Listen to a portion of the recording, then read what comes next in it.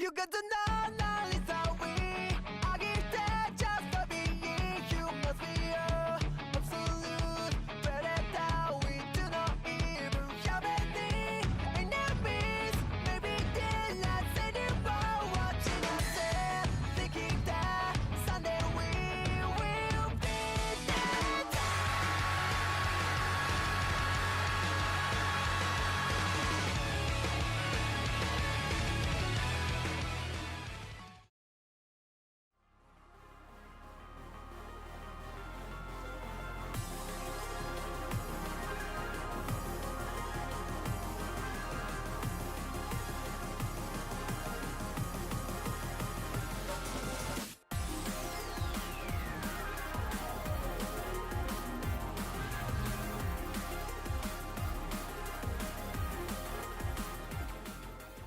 Salut à tous, c'est Katsuru, on se retrouve aujourd'hui pour notre troisième épisode de C'est quoi, donc basé sur le manga Parasite Kiseiju, donc les bêtes parasites, un manga de Hitoshi Iwaki, donc qui a été prépublié entre 1988 et 1994 dans le Morning Open Shunkan, puis dans Afternoon. Donc c'est un manga qui a une bonne vingtaine d'années, publié en 10 volumes.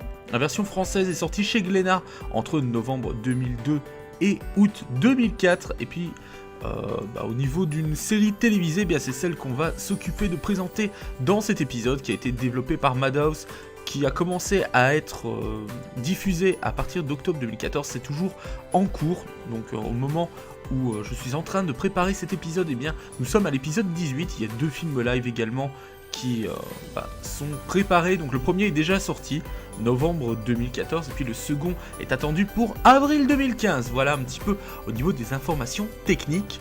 Alors, quelle est l'histoire de Kiseiju ? Ben, l'histoire est assez simple en fait, et en même temps un petit peu compliquée. Donc on suit les aventures de Shinichi Izumi, donc Shinichi, pas le Shinichi Kudo de Détective Conan, non, c'est un personnage totalement différent, c'est un lycéen de 16 ans, il est assez grand, assez fin aussi, des cheveux bruns, des yeux noirs, porte des lunettes, il a un caractère assez timide, il est aussi un petit peu chaleureux, jusqu'au jour où eh bien, un événement inattendu arrive, des petites sphères lumineuses apparaissent dans le ciel et à l'intérieur il y a des sortes de petits serpents, de petits vers, je sais pas trop comment on pourrait les définir, mais qui s'immiscent dans les personnages.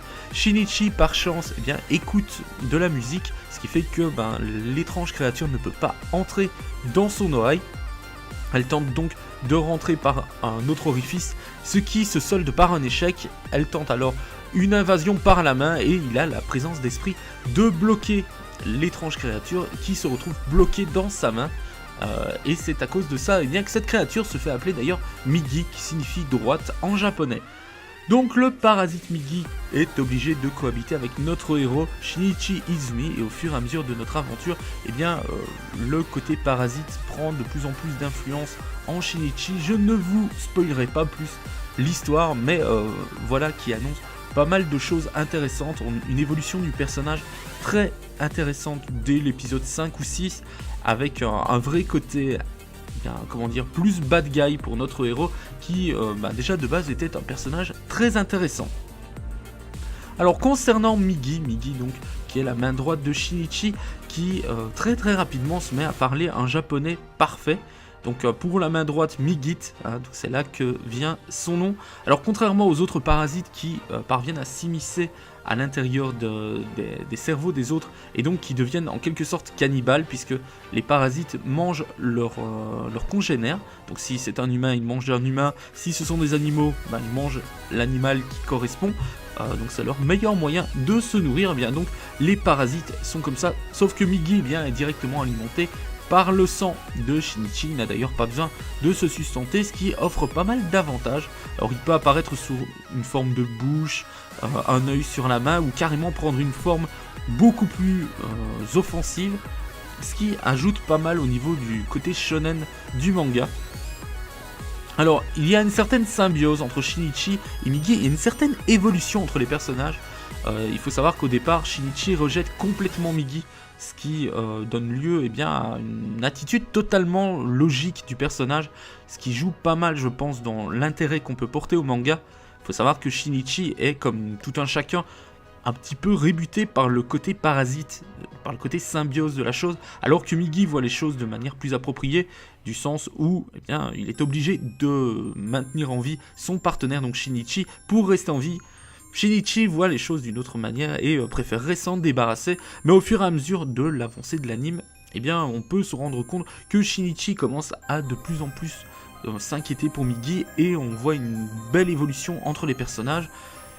Donc voilà un petit peu pour la présentation des personnages principaux. Alors on doit quand même s'arrêter sur certains personnages un petit peu mineurs, on va dire. Donc il y a tout d'abord la meilleure amie de Shinichi Izumi, donc qui est Satomi Murano, donc souvent appelée Murano dans le manga, qui est une amie, et il y a une histoire d'amour entre les deux.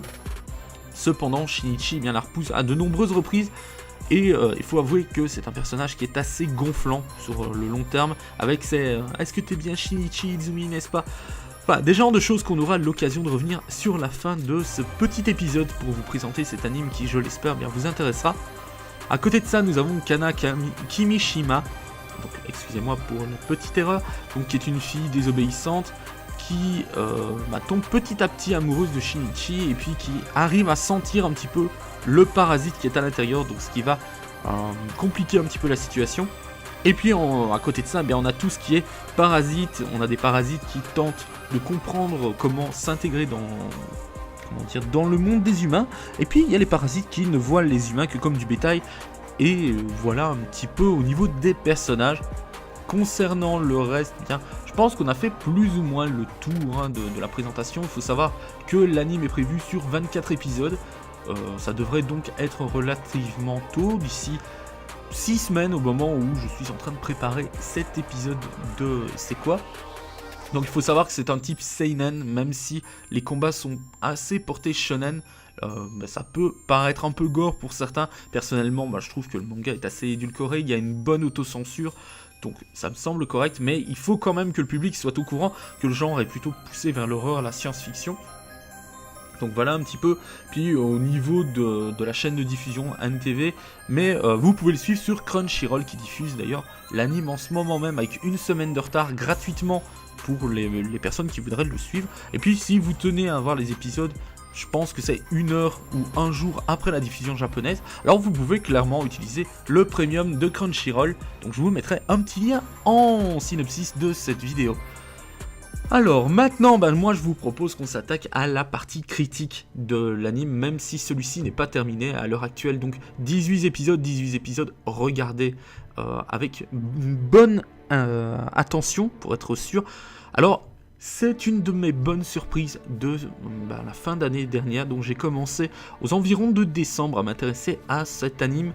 Un anime qui au départ, j'avais quelques réticences, surtout après la blague de Tokyo Ghoul et puis aussi de Assassination Classroom, donc 2 animes adaptés de manga que j'attendais énormément et qui m'ont extrêmement déçu. Je ne reviendrai pas là-dessus dans cet épisode, peut-être dans un futur épisode lorsqu'on traitera de l'un de ces 2 animes.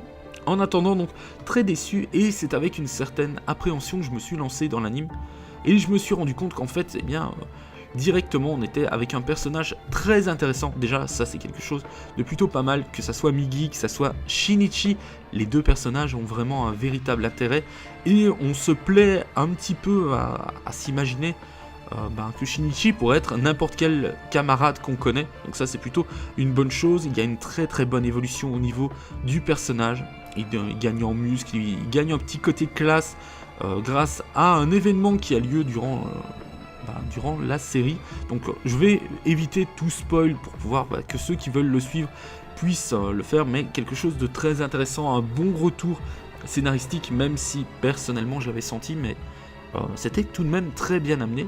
Donc sur ce plan là, aucun problème, au contraire très intéressant, scénario bien poussé.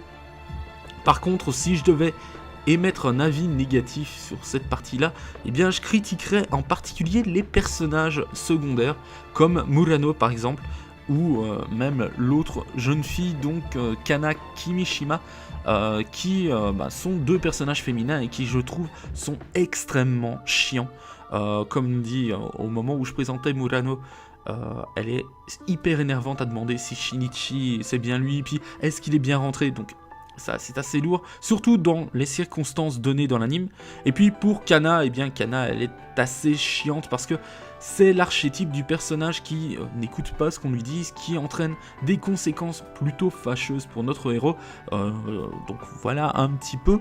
Au niveau des parasites, faut avouer qu'à part Migi, il n'y en a pas beaucoup qui ont une vraie personnalité.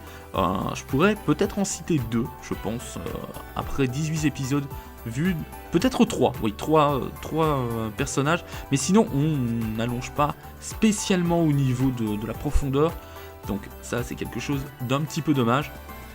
Alors au niveau de la qualité de l'animation, je l'ai trouvé plutôt correct, c'était plutôt plaisant, graphiquement c'est de la bonne qualité, ce que nous a habitué à nous fournir le studio Madhouse, donc je rappelle, a travaillé sur l'adaptation de Death Note, donc sur ce plan-là, aucun souci, hein, j'avais pas vraiment de stress au niveau de ça.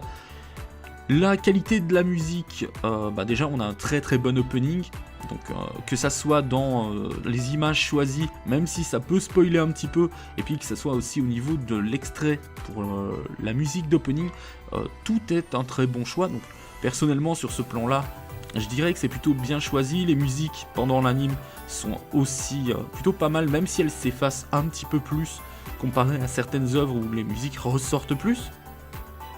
Et puis que dire de plus, la qualité du doublage est excellente. Personnellement, j'ai pas retrouvé de problème à ce niveau-là. Qu'est-ce que je pourrais mentionner de plus? Hormis que tout simplement c'est un de mes animes préférés du moment. Je ne rate pas une semaine pour pouvoir regarder la suite et je pense que nombre de personnes sont dans le même avis que moi, donc si j'ai pu vous faire découvrir un anime qui vous plairait, bien tant mieux.